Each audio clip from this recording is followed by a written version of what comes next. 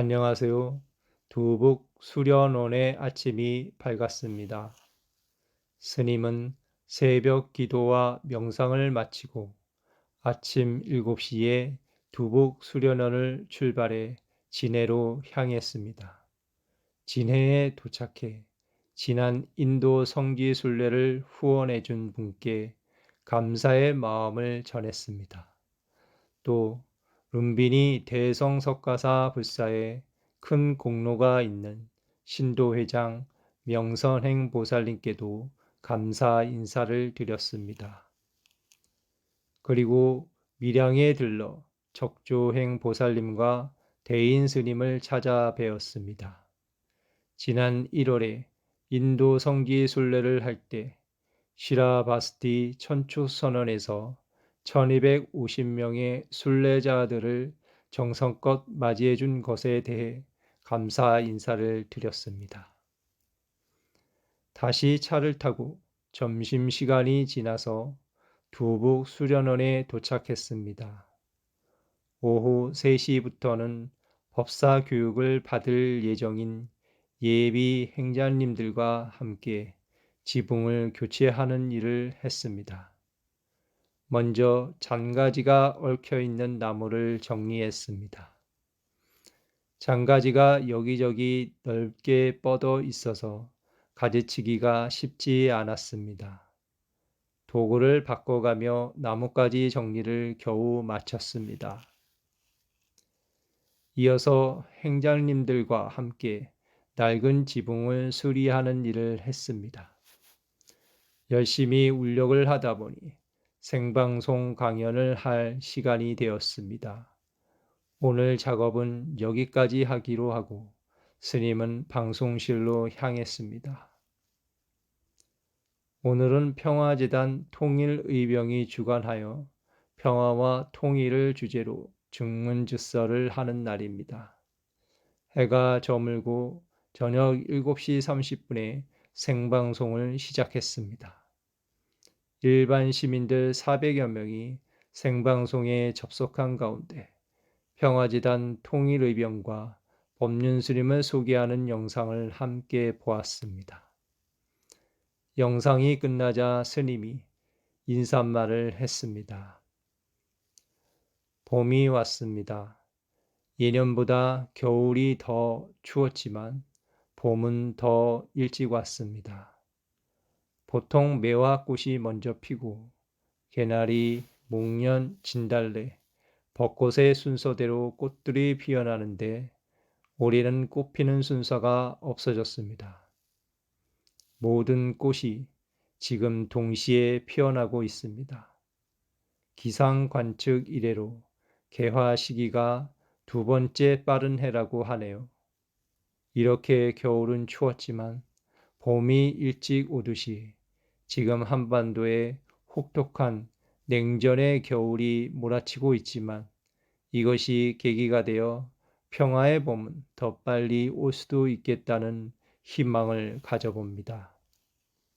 그러나 이런 희망이 현실이 되기에는 좀 암담해 보입니다.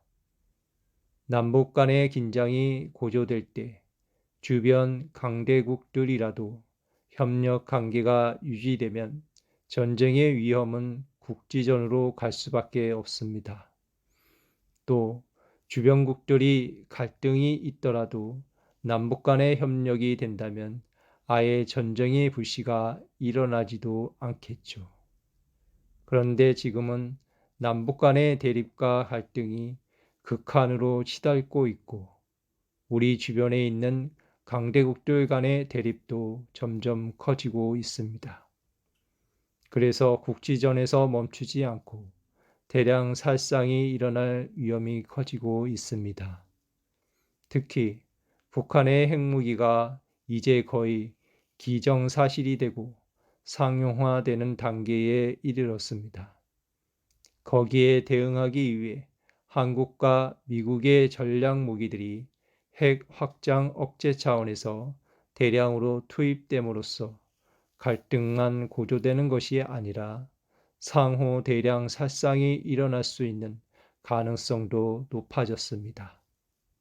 그런데도 우리 국민들은 전쟁의 위험에 대해서는 면역력이 생겼는지 작은 일상의 이익에 눈이 멀어서 그런 것인지 주변에서 일어나고 있는 큰 불길을 외면하고 있습니다. 이런 시대에 통일의병 여러분들이라도 깨어 있어서 전쟁의 위험을 알리고 예방하는 역할을 해나갈 수 있었으면 좋겠습니다. 이어서 질문을 받았습니다.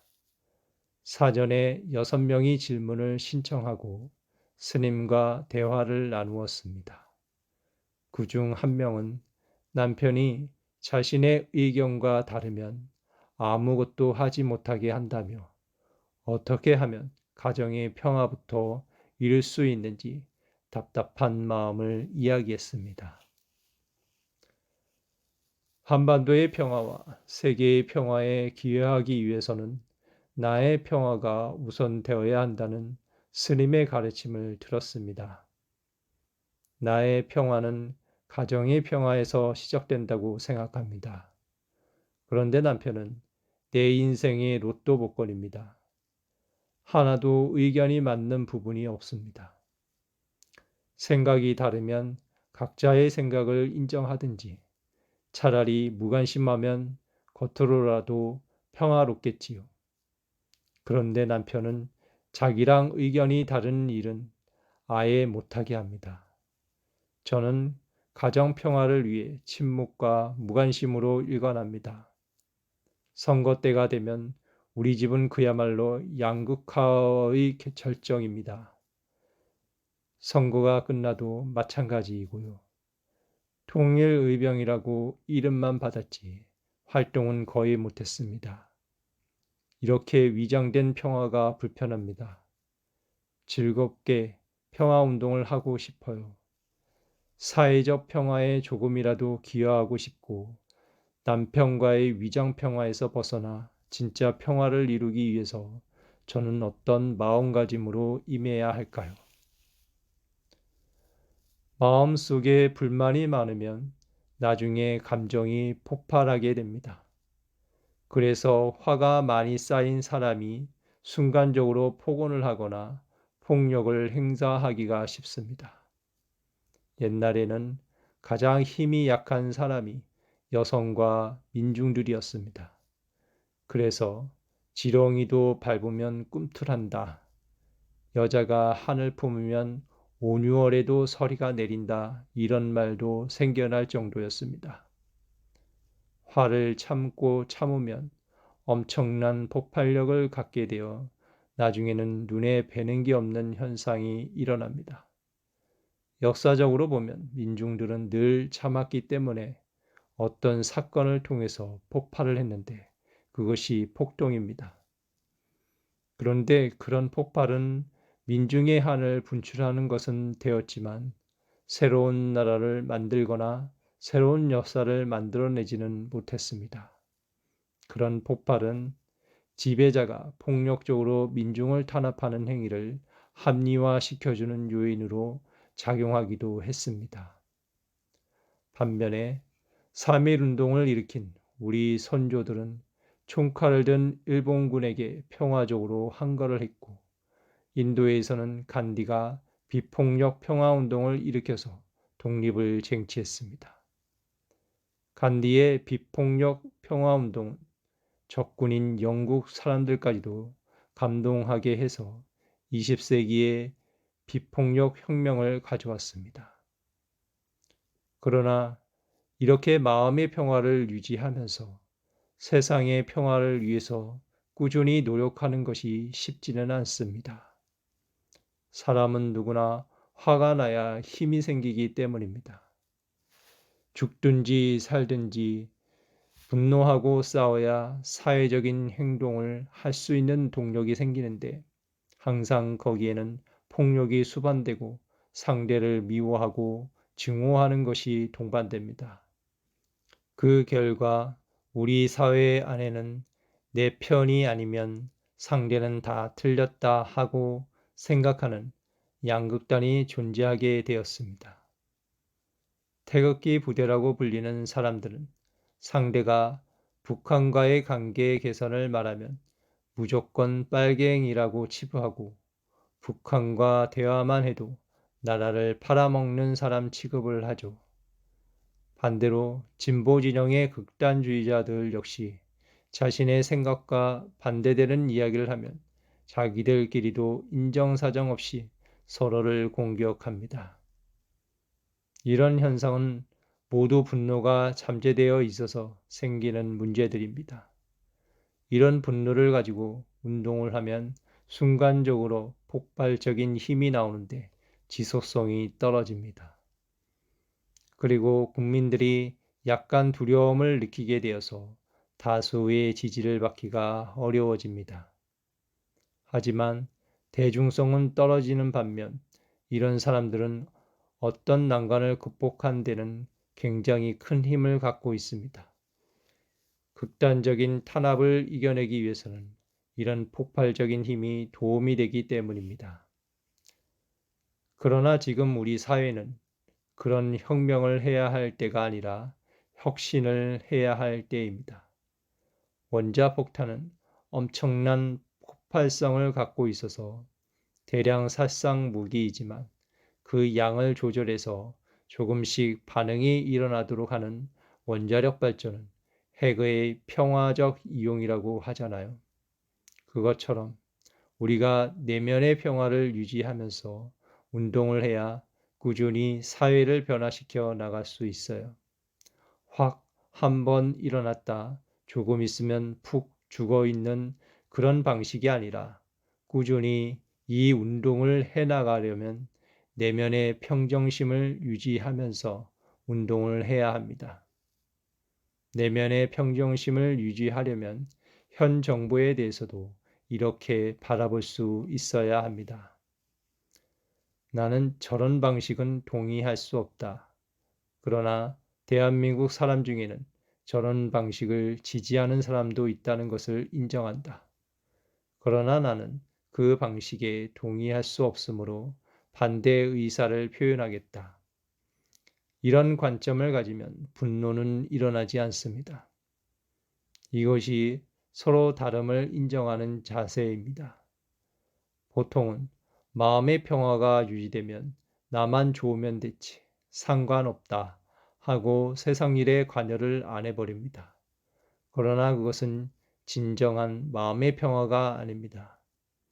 주인된 삶의 자세로 서로 다름을 인정하되 나의 주관은 있는 것을 뜻합니다. 내가 가지고 있는 방향이 있다면 그 방향으로 가기 위해서 돈을 내고 시간을 내고 글을 쓰고 온갖 노력을 해야 합니다. 그런데 대부분의 사람이 감정이 폭발할 정도로 증오심이 생기면 돈도 내고 행동도 하고 악을 쓰고 활동을 합니다. 그러다가 나중에는 지쳐서 힘들어하지요. 금방 해결이 안 되면 중간에 그만두거나 절망하게 됩니다. 이런 문제가 있기 때문에 마음의 평화를 유지해야 한다고 하면 이번엔 아예 행동 자체를 할 동력을 잃어버리는 쪽으로 갑니다. 이런 양극단을 중도적으로 통합해야 합니다. 그 방법은 마음의 평화를 유지하되 세상의 평화, 평등, 정의를 위해서는 분노를 가진 사람보다 더 큰 힘으로 꾸준히 일을 해나가는 것입니다. 분노를 가진 사람은 토끼와 같아요. 급하게 뛰어올랐다가 자지러졌다 하는 것을 반복합니다. 하지만 중도적인 관점을 갖고 마음의 평화를 유지하는 사람은 거북이처럼 꾸준히 해나가서 자신과 세상을 평화롭게 할 뿐만 아니라 자신과 세상도 변화시킵니다. 3.1운동은 그 당시 순간만 보면 실패했죠. 총칼 앞에서 민중들의 저항이 무슨 힘이 되겠습니까? 그러나 3.1운동이 없었다면 우리 대한민국의 정체성이 어떻게 되었겠어요? 그 당시에는 실패한 운동으로 보였지만 100년이 지난 지금 다시 돌아보면 3.1운동은 성공한 운동입니다. 3.1 독립선언서를 읽어보면 일본을 원망하지 않으려 한다는 내용도 당당하게 적혀 있잖아요. 지금 읽어도 가슴에 다가올 만큼 100년을 내다보고 쓴 글이라는 생각이 듭니다. 그런 운동이야말로 역사를 발전시키는 것이라고 저는 생각합니다. 그래서 질문자도 남편에 대해 서로 생각이 다름을 인정해 주어야 해요. 저 사람하고는 대화도 안 되니 말해봐야 소용없다. 이것은 이미 내가 단정하고 있는 거예요. 먼저 남편의 생각을 인정해 주어야 합니다. 싸울 필요도 없지만 내 관점을 숨길 필요도 없고 내 관점을 버릴 필요도 없어요. 나는 나대로 주관을 갖고 살면 됩니다. 그에 대해 남편이 비난을 하면 그냥 웃고 넘기면 되는 거예요. 설령 남편이 화가 나서 내 뺨을 한 대 때린다 하더라도 웃으면서 저는 이렇게 가겠습니다 하고 내 갈 길을 가면 됩니다. 내가 남편의 노예가 아니잖아요. 내 인생의 주인은 바로 나입니다. 내가 상대를 부정하면서 나만 옳다고 했을 때 문제가 되지, 상대를 존중하면서 나의 길을 가는 것은 아무 문제가 없어요. 만약 가정의 평화라는 미명하에 참고 산다면 그것은 스스로 노예의 생활을 자처하는 것밖에 되지 않습니다. 예를 들어 제가 출가를 했는데 부모님이 저를 찾아와서 절에서 안 나오면 나는 약 먹고 죽겠다 하고 협박을 한다고 합시다. 이때 만약 가정의 평화를 위해서 제가 절에서 나온다면 그것은 자신의 선택을 포기하는 겁니다. 왜냐하면 내가 부모님의 재산을 빼앗거나 생명을 해치고자 출가를 결심한 게 아니기 때문입니다. 20살이 넘은 성인이 자기 갈 길을 가는데 부모님이 그 모습이 마음에 안 들어서 죽는다면 저는 그걸 수용할 수밖에 없다고 생각해요. 내가 부모를 해친 게 아니기 때문에 어쩔 수 없다는 거죠. 이 정도로 관점이 분명해야 통일의병으로서 활동을 할 수 있습니다. 기후 위기를 극복하기 위해서 소비를 줄이는 운동을 한다고 합시다. 그런데 같이 사는 사람이 그걸 가지고 시비를 한다면 그냥 웃어 넘길 수 있어야 합니다. 내가 고기를 안 먹으니까 상대방도 먹지 말라고 하는 건 문제가 있지만 상대방이 고기를 먹는 것은 문제 삼지 않고 나는 안 먹겠다는 것은 그 누구도 막을 명분이 없습니다. 물론 같이 사는데 불편하겠지만 개개인마다 생각이나 신념, 가치관이 다를 수 있음을 인정해야 합니다. 이런 관점을 가져야 자유인이라고 할 수 있습니다. 서로의 생각이 다를 때 각자의 생각에 따라 행동하는 것을 인정하지 못하는 남편의 마음도 인정해 줄 수 있어야 진정으로 서로 다름을 인정하는 것이라고 할 수 있습니다. 상대방의 관점을 인정하되 나는 내 길을 가겠다고 할 수 있어야 해요. 그래서 이혼을 하자고 하면 이혼을 할 수도 있죠. 그렇게까지 못하는 이유는 마음에 걸림이 있기 때문이에요.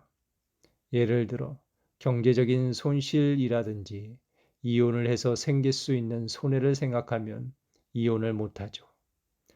두려움이 있으면 자유로울 수 없습니다. 죽는 게 두려우면 어떻게 독립운동을 합니까?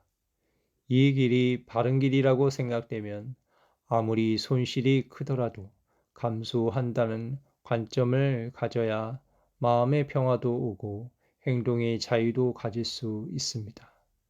이때 우리가 경계해야 할 것은 아무리 바른 길이라고 하더라도 너무 독선적으로 행동해서는 안 된다는 것입니다. 상대방을 너무 적대적으로 대하면 안 됩니다. 긴 역사를 보면 지금 나쁜 것이 나중에 좋은 경우도 있었습니다. 하지만 그렇다고 해서 현재 상황이 좋은지 나쁜지 판단하지 않고 인생지사, 세옹지마 이런 식으로만 바라보지 않았으면 좋겠어요. 현재 상황에서 여러분들이 옳다고 판단한 것을 행동하는 실천가가 되었으면 좋겠습니다. 하지만 세상은 나 혼자 사는 게 아니니까 나만 옳다고 고집하는 것을 자제할 필요가 있어요. 나와 생각이 다른 사람과도 대화할 필요가 있습니다. 특히 내 의사를 관철하기 위해서 폭력적으로 대응하는 것은 절대 해서는 안 됩니다. 왜냐하면 그렇게 하면 사회 분열이 너무 심해지기 때문입니다. 그러면 좋은 일을 하자고 시작해 놓고 결국은 나까지도 사회를 분열시키는데 일조한 셈이 되는 거예요. 너무 잘 들었습니다. 계속 고개를 끄덕이면서 들었습니다.